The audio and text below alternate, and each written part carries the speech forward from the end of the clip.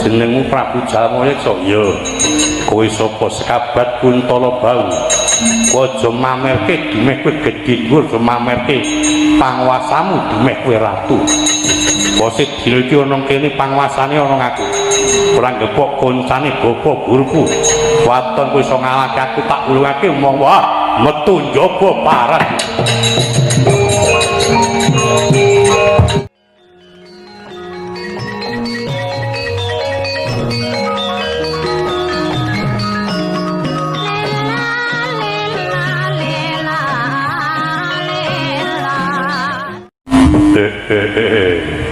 Goblun iki sing jenenge Pertapan Prangalas Gob.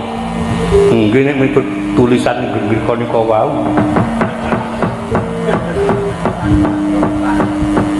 Pokoke iso maca lho kepripun saged.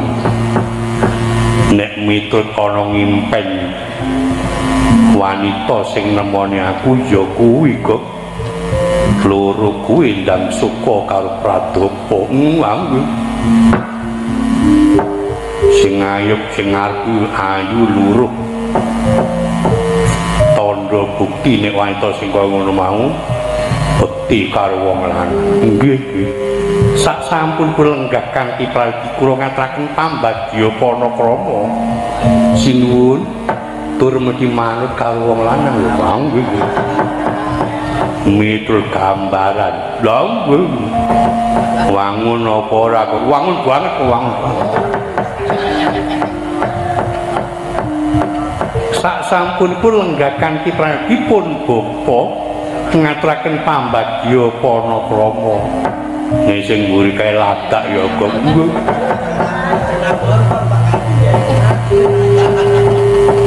ladak polatane ngono kae kanya dadi bojon Ratu Buta Rawang mboten wangune bojon lurah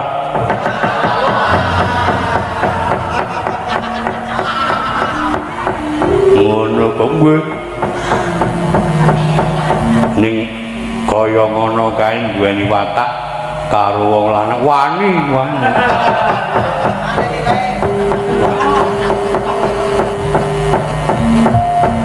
utawa selingkuh ngoyak wae sampean ora sampean iki dibagake malah ngalembono karo kudu sing nek miturut kliring mripat kae karo aku kok duweni rasa tresna pernah kuwi tresna apa sampean iki dibagake calon maratuwa sampean. Oh ya nampa pangestumu bapa kaya ora ana sijapa tegaku. Nah syukur binagi sewu kejawi saking menika pun bapa badhe nyuwun prisa panjenengan menika nalendra saking pundi sinten kepareng jejuripun sinuwun negaraku nggo barong yen kowe durung ngerti karo aku Prabu Jalmayeksa. Oh, Prabu Jalmayeksa. Iya.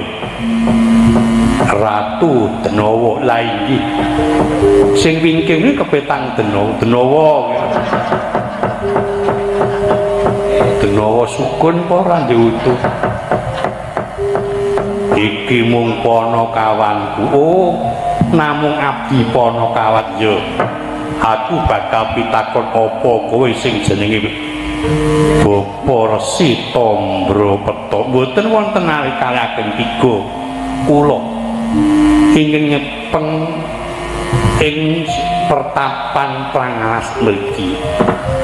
Aku tungkon ngarepanamu kanthi ragah-ragah mbok menawa ana tingkah laku pangucap ingkang ora nuju prana ing penggalemu tak suwun lumunting absama mawantu-wantu mboten dados menapa sepisan aku kepingin srawung karo Bapa Tambrapeta kang angka loro aku nampa sasmitaning dewa aku nyekel panguwasa ana kraton Gua Barong bisa nurake wiji ratu nanging yen aku diladeni putramu salah siji apa Endang Suka apa Endang Pradapa mula tajaluk lilamu kanthi nggone penggalih apa kang dadi pidukane aku siaga bakal minangkani waton bapa marengake putramu bakal tak angkat pinangka prameswariku. Oh ngaten.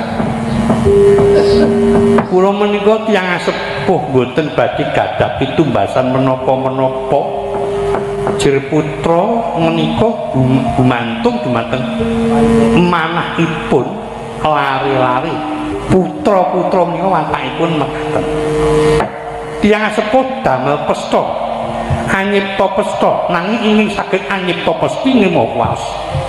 Upami kula menika mangke nyurung-nyurung anak kula kedah manut miturut karo wong tuwa ning tumakrasipun anak kula menika boten nyarujuki sedanipun tiyang sepuh menika mangke kirang bejanipun malah boten kanten-kantenan pramila saking penuwun kula sinuwun mumpung menika laripun wonten panjenengan ugi lenggah badhe kula taros yen menika mangke anak kula nayogyani nderek ing dados sedyanipun tiyang sepuh kula jurung wonten rasa duka tang kekaos namung kemawon anak kula menika mangke dereng purun kula suwun penyandang kula lunggaring penggalih jajal tarine nek miturut kelumat-kelumat kuwi genah dhewe arep iya nggih kowe bakal kakersake pinangka prameswari ana kraton ing Guwa Barong gelem apa ora kula mboten Rama ing antasipun kula menika putranipun Rama ngladosi Nalendra Gandharwa badhe dados menapa benjang turun-turun kula trimah kula mupo kemawon kula dereng remen ngladosi sinten kemawon. Oh yes pokoke rasah akake penyacatmu butuh iki ora gelem.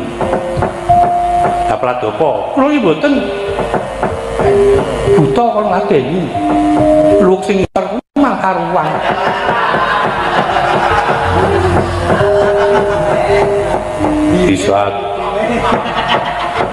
Iso tak dol sitar kingko.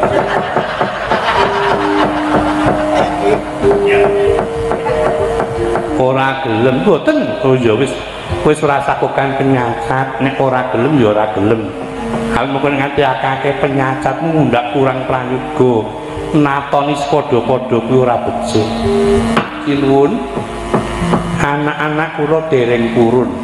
Kula ingin nyuwunaken pangapunten langkung prayogi panjenengan klati kundur sak kundur panjenengan mangke kula badhe ngrerimu. Dene sawanci-wanci mangke anak kula ngucap purun mboten perlu gantalan dinten terus kula suwaraken wonten kraton Guwa Barong kula pasrahaken wonten ngersa penyandang sinuwun. Duka yayasinipi kumedhut padoning ati Jojo bangawi-ngawingi tinaping muka kadulu kabaranang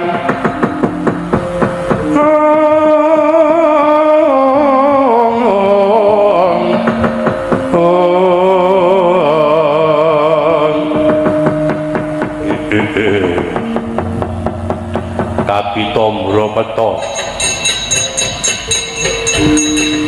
pangucapmu sing kaya mengkono mau tak rasa-rasake kowe nampik karo aku ming aja nganti ketara tak gambarke kowe ngulungke manuk kok ulungke sirahe tok gendoli buntute aku duwe penemu waton kowe tekaning pati tak kira Pradapa lan Suka gelem dadi tetimbang aku Sikro cimangkah rumah panggah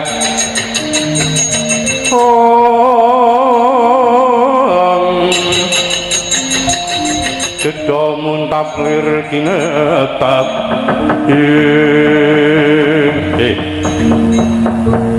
jenengmu Prabu Jalmayeksa ya kowe sapa sekabat Kuntala Bau aja mamerke dimeh kowe gedhe dhuwur mamerke panguwasamu dimeh kowe ratu Wasit dina iki ana kene panguasane ana aku.